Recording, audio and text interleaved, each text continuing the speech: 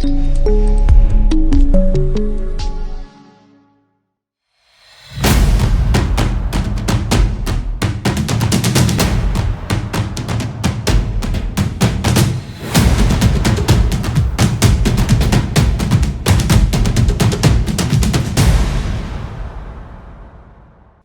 so much for having me here in Bangalore. I love being in India, and Bangalore is awesome.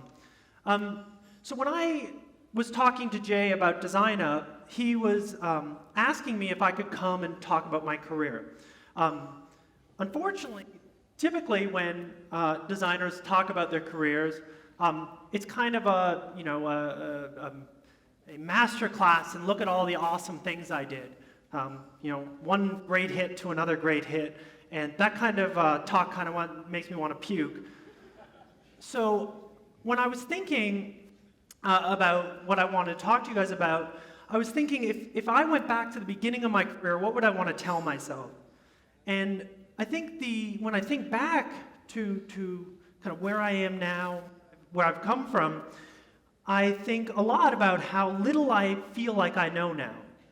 And at the beginning of my career, I felt like I knew everything. At the beginning of my career, I grew up in a place in Canada called Prince Edward Island. I started a company when I was 15 years old, way out on the edge of the universe. So Canada, this clicker is going to work. There we go. So Canada's a very big country, right? And Canada's the second biggest country in the world, but the population is very small. The population in Canada is just over 3.5 crore, so it's about the size of Telangana. And I grew up way on the edge of the universe, way out here on an island. And it's a very pretty place. It's very picturesque. There's a nice waterfront, some old buildings. This is what passes for old in Canada. I know this must seem funny when you're in India. This is only about 150 years old. And it's very pleasant in the winter, as you can see. It seriously was like this where I grew up. And when I was 15 years old, we started this little agency called Whitelands together, and we were making sites for friends and family. So this was a site, one of the first sites we made. I found this on the Wayback Machine the other day, and it made me really happy to see it again. This was for a dog breeder that was a friend of my dad's, and he paid us a few $100 to make him a website. So this is how we learned. We were just hacking together on little projects. And then we figured out a really good side hustle where we were getting, every summer when we were off from school, we would convince a local museum to let us make them a website. And so the first one we made was for a potato museum. I swear to God, there's a whole museum just about potatoes on Prince Edward Island because it's one of the biggest potato growing regions in Canada. And so this was an early project we made too. And the thing I think about now when I look back at these early projects is how much we just jumped into the projects. We're a bunch of punk kids learning a little bit of HTML. I almost said HTML and CSS, but there was no CSS back then. It was just pure HTML. And we just jumped into these things and started making them. And the thing is our clients knew very, very little about the web. And so we felt like we knew a ton. We were really, really confident in our own abilities. And when you think of the feedback loops that we had developed, they were almost non-existent. We basically were looking, is the client happy? If the client's happy, then I'm happy. And that gave me the confidence to keep moving forward. Very, very thin feedback loop. At 19, I helped start another design agency. So we took this first agency and merged it with some friends. It was like a merging of businesses when you're just a child. It was really funny. And so we formed an agency called silverorange.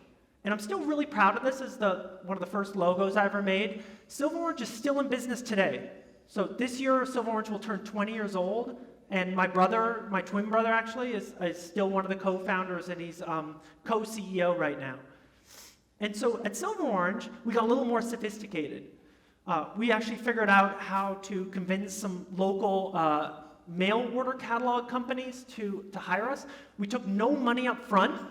We said, we'll make you a free website, but we want 6% of your online sales over the next 3 years.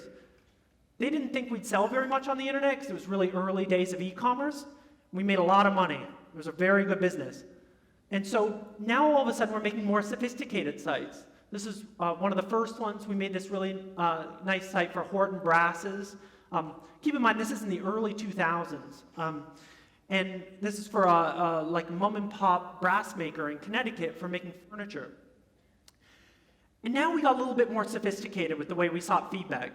We ran some basic user studies, so we'd actually bring in people who were gardeners for the gardening website or people who made their own furniture, and we watched them do a little bit of shopping while we watched over their shoulder and asked them questions. It's really rudimentary user research, but it was really valuable. And then we also started looking at statistics, right? You know, things that we all take for granted now, things like funnel analysis and looking at web analytics. We just started doing a rough version of this back then. This is way before Google Analytics existed. And that made me feel like I actually knew a lot less. When you actually can see your customers in front of you, it becomes much more obvious when you're making mistakes, when you're doing things that aren't intuitive to people. And we started learning a lot more about what we didn't know rather than what we did. It was very, very valuable to us. And then after 6 years at silverorange, we kind of fell into this really interesting project.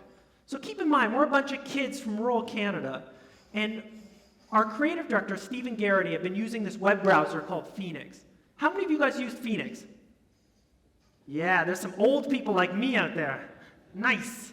So Phoenix was an early project from Mozilla, and one of our guys had downloaded this browser, and he's like, wow, this is so cool. It's a lightweight, useful browser.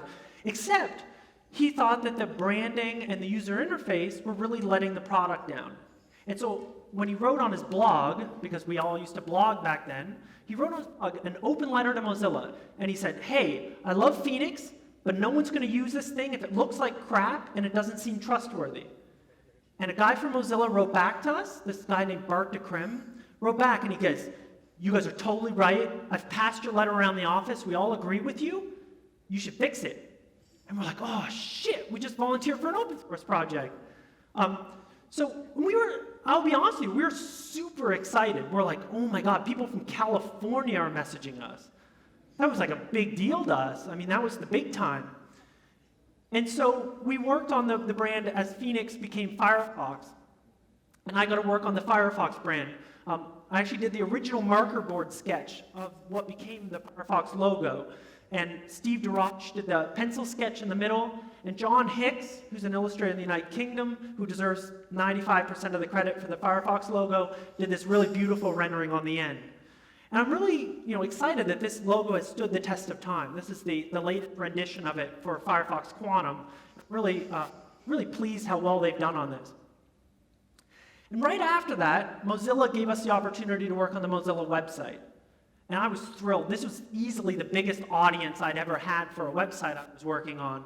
A little aside, did you guys know that the Firefox dinosaur, so I was going to change the T-Rex and make him a little more friendly, and they told me, you can't change this. I was like, what the fuck? Like, it's an open source project. Why can't I change it? And they're like, it was made by Shepard Fairey. The same guy who made the Hope logo for Obama and is behind the Obey brand. He, back in the day, just made it for Mozilla and just gave it to them, but said, don't change it. So I'm not going to argue with Shepard Fairey. I mean, that's pretty cool.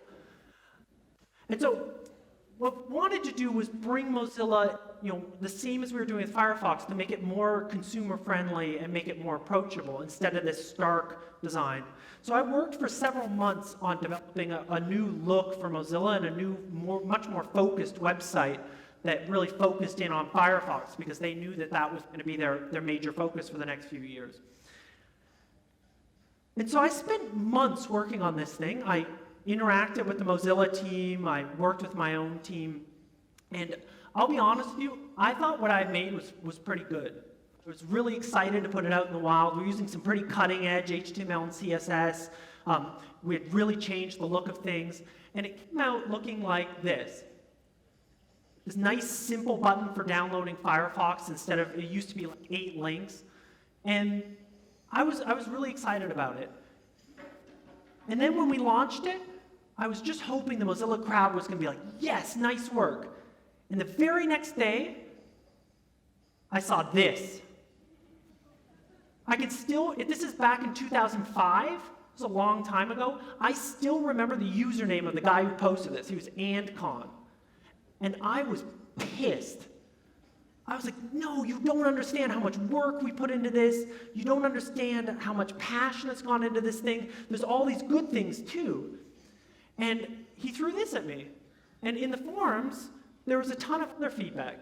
A lot of people were asking, basically, why has Mozilla changed to being a brand for kids? That's not how I perceive Mozilla.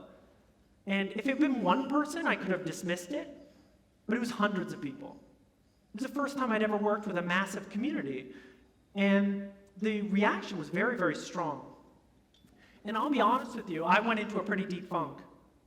There were several weeks there where I just questioned whether or not I was a good designer, whether or not I had a career here, whether or not I could make it, I could hack it in the California world. But then I thought more about it, and it was a good learning experience for me. If I go back and look at all those red X's from AntCon, 3/4 of that is dead on. Internally, I knew politically why I couldn't change some of those things, but from a user perspective, he was totally right. I mean, he was an asshole about it, but he was right. And the other thing we didn't do was to prepare the community for a change. We didn't listen to the Mozilla community carefully enough before we made the change. We didn't involve them. That's not how open source should work. So when I let my, kind of pushed my ego down, I realized that there were a lot of things that I could have been doing better. And so designing for mass communities is really, really challenging. I learned that in a really hard way that day at Mozilla. And so after Mozilla, this is about 2006, I realized I knew even less. And that's when I had the opportunity to move to San Francisco and join a startup called Dig. So I joined Dig when it was really, really small. I moved to this beautiful city of San Francisco. If you ever think San Francisco is like California beaches and sunshine, it looks like this most of the time. It's gray and dark and cold. But this was our first office. This was Kevin Rose's house, the founder of Dig. I was just the second employee, so there's only 4 of us. I joined. And I moved down to California to work at a very fast-moving startup. This is what Dig looked like in the early days, some of my early design work there. You see that the stories only have 50 or 60 digs. So Dig, if you're not familiar with it, was like the precursor to what Reddit has become. But this was my first time working on a product over a really long period of time. So over 5 years, I worked at Dig, and we went through many iterations. So you're constantly iterating and changing the same product, which is a really interesting design experience.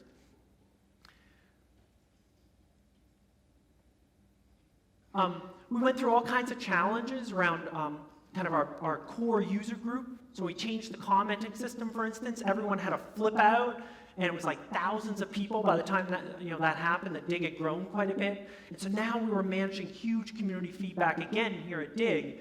And the irony was 900 people were complaining how the commenting system was broken. And the day before, with the old commenting system, the whole site would have crashed if you had had that many comments. So you had to manage these things with a grain of salt. But I learned a lot about making rapid iterative improvements on a large team, how to manage an experts community, and really the challenges of operating in a media business where your revenue is really driven by advertising, but your users don't want those ads. And this is kind of in the early days of that challenge that many people in the media business are still dealing with. So here we started creating better feedback loops. We actually conducted much more rigorous user studies. Mark Trammell, who later on went to work at research at Twitter, was my head of research, and we really tried to use analytics in a much more robust way. While I was at Dig, and then just afterwards, I founded a couple of companies. The first one was called Pounce, that we sold to 6 apart, and then the second one after I left Dig was called Milk. And now I felt like I knew even less. How many of you out there have ever founded a business? Yeah. So, how many of you have almost had a heart attack? Yeah, all the same people, right? Running a business is really hard. It's much different than running design, and even different than running product. All of a sudden, you're worried about a much wider range of things, and you often feel like you don't know what you're doing.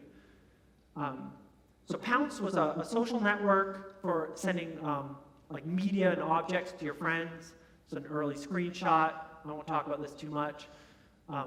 And then we formed Milk, which was, the idea was to do a mobile incubator to make several startups.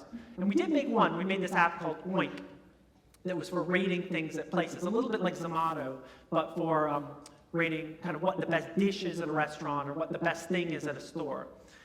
And we ran this for a year, and that was super challenging because all of a sudden, instead of just worrying about product and design, we're worrying about all these other things. Business, how to do customer service across a wide user base. We launched Oink and had 150,000 users in the first week. That's a huge growth. It was really hard to manage that kind of thing.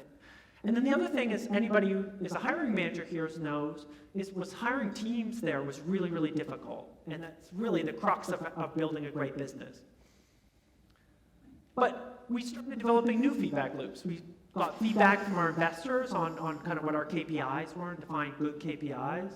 We built a much better rapid experimentation environment. So my experience at Dig on large teams had been that teams talked a lot. We all hypothesized about what users would do, and we were all full of shit.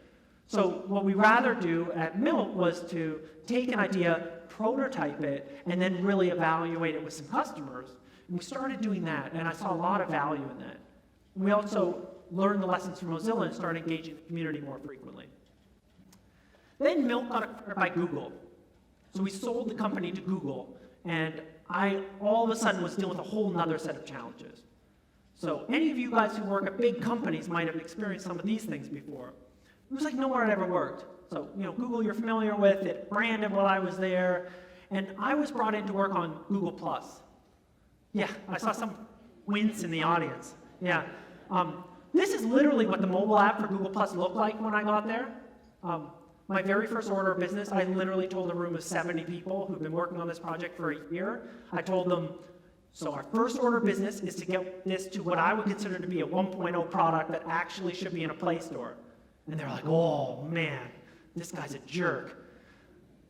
But in a few months, in a very painful months, about 3 months, oh my God, what just happened there? We managed to move Google+ in a direction that's more familiar now. This is Google's material design, and we collaborated with other teams at Google to figure out what the voice of Google on mobile should be, and started driving in that direction. And don't get me wrong, I'm not taking credit for material design, but it was really cool to see Google over the next few years go more in this direction. Don't get me wrong, this isn't the thing I'm most proud of in my entire career, but in 3 months we managed to develop something that was at least more usable and more attractive to the users. And now I was dealing with very different challenges, things like wrangling huge teams, building global products from day one. You need much better feedback cycles if you want to make products for India and China and the rest of the world, all instead of just looking at your local American market. And I'd never done that before. And then unfortunately, one of the big things I learned was how to deal with politics. Designers who think that politics isn't a design task are fooling themselves. If you want to ship great design in a big organization, you better learn what levers to pull and how to operate in the politics of your organization. And unfortunately, I learned a great deal about that in a few months at Google. And partly because of this shit, I moved to a different team at Google very quickly, and I moved to Google Ventures. I had the opportunity to go be a design partner at GV, which is very much off on the edge of the Google universe. And so my job there was mostly as an advisor.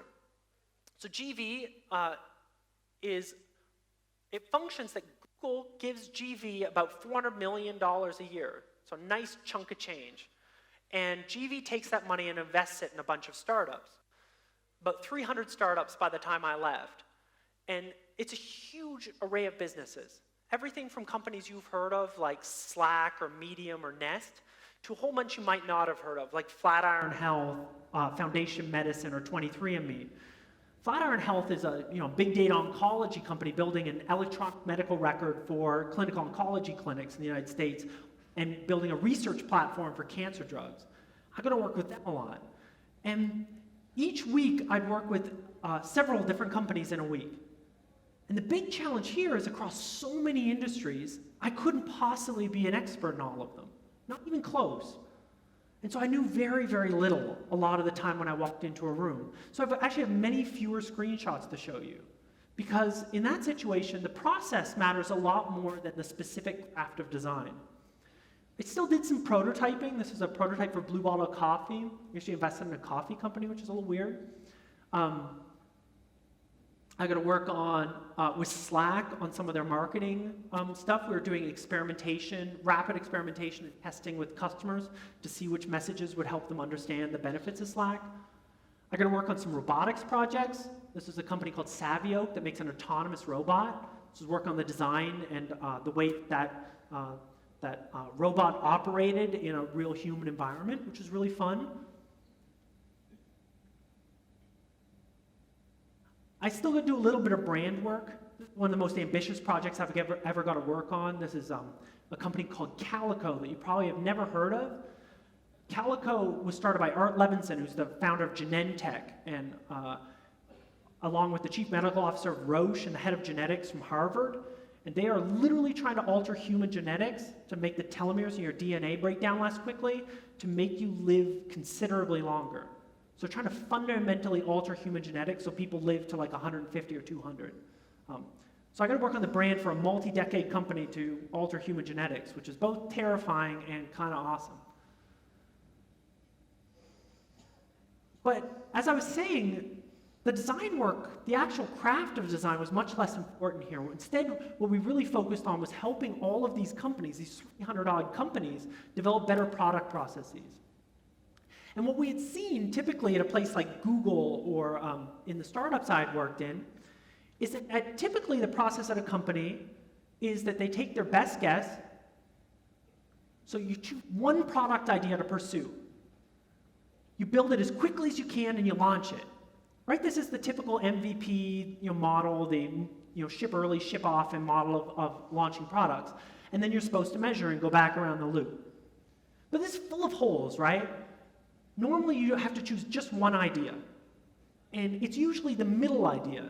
You neither choose the most radical idea nor the safest idea. You kind of just take the middle concept that won't make you crash into a wall but may be successful. And that's not great.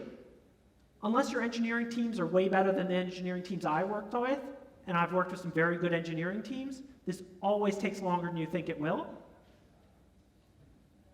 It's really expensive and hard to abort, to launch, and then your measurement is often inconclusive.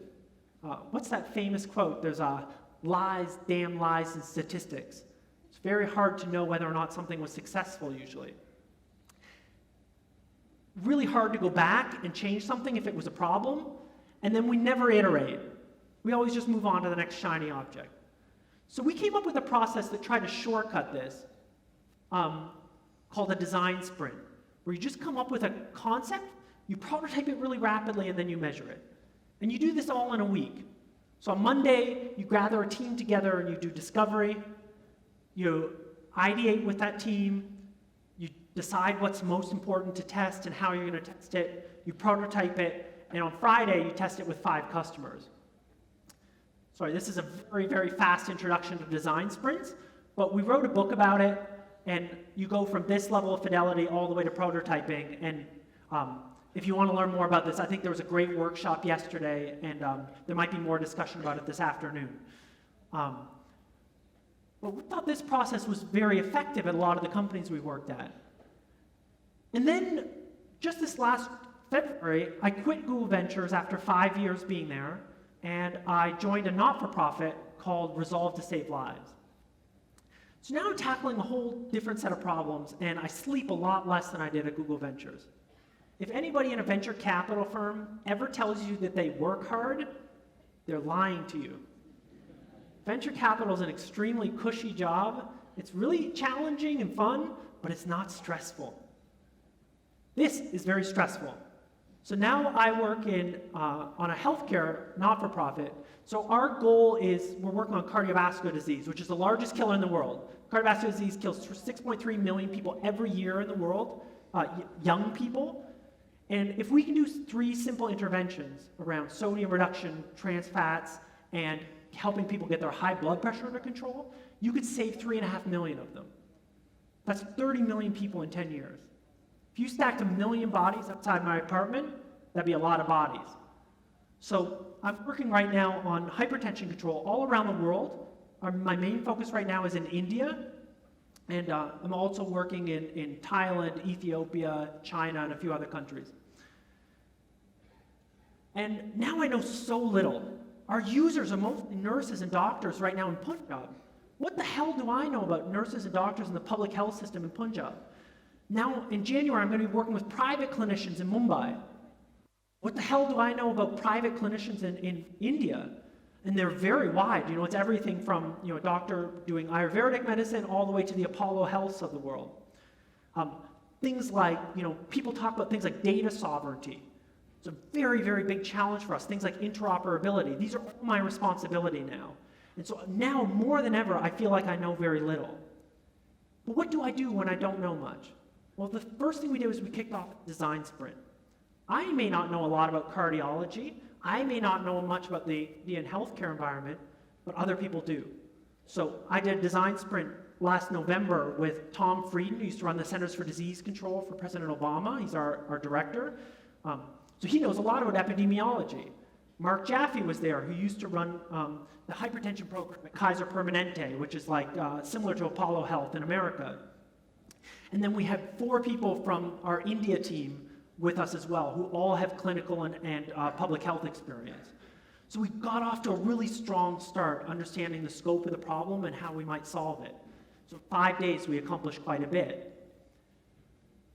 But in healthcare, this idea of move fast and break things is extremely dangerous. When you break things, you hurt people. So we're not launching products in the wild and then just seeing what the hell happens and then improving from there. That may be a very bad idea even in Silicon Valley. It's a really, really dangerous idea in healthcare. But instead, the way we think about this is how to move fast and test your ideas really rapidly. A lot of people, I think shipping is really the goal. Because in the old days, we used to wait a long time and do a waterfall method and wait, it would be a really long time until you got a product in the wild, and then that would be the moment of truth. And then we moved to an agile model where we are shipping more frequently, and that was also now a quicker way to learn. But really, shipping isn't the goal. Your goal is to get a product in front of real customers and to get learnings. And that's why we saw a lot of value in things like design sprints, and why I'm very, very bullish about user research. So instead, we really rely now on prototypes and user studies. And we've fallen into a very, very rapid iteration cycle here. So I'm working with 2 companies here in Bangalore. I work with Uncommon and another company called Nilenso. And what we've set up is parallel track. So during the last 6 months of development, we've got a production track, which is your typical agile model, right? Which is the freight train of production. We've got 6, 7 engineers working on the challenge. We've got a designer full-time on the challenge. But at the same time that we're doing the production method, the agile method, we're running experiments.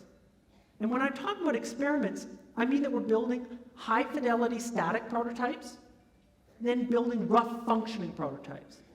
So the high-fidelity prototypes are in things like, I really like Marvel app, but it's really similar to InVision, Framer, whichever tool you think is most effective. We're kind of in the golden age of prototyping tools.